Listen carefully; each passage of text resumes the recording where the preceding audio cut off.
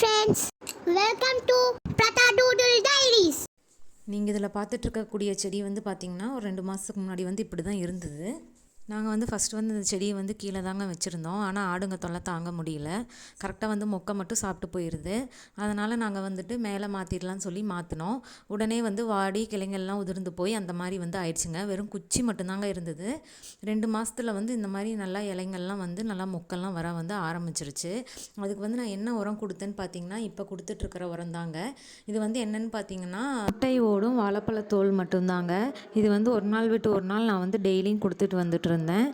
அப்புறம் பார்த்திங்கன்னா இன்னொரு சீக்ரெட் டிப்ஸ் இருக்குது. அது வந்து என்னென்னு பார்த்தீங்கன்னா, இப்போ நான் கொடுத்துட்ருக்க உரம் தான். இது வந்து என்னென்னு பார்த்தீங்கன்னா, வெந்தயம் ஒரு கைப்பிடி, அதில் பாதி அளவு டீத்தூள், அதில் பாதி அளவு வந்து மீல் மேக்கர் இருக்குது இல்லையா, அதை வந்து நல்லா பொடி பண்ணி, அது கூட வந்துட்டு முட்டையோடும் நல்லா பொடி பண்ணி வச்சு அதுவும் வந்து நிறையா கொடுப்பேங்க. இது வந்து பார்த்திங்கன்னா வீக்லி ஒன்ஸ் வந்து நான் கொடுத்துட்டு வந்துட்டு இருந்தேன்.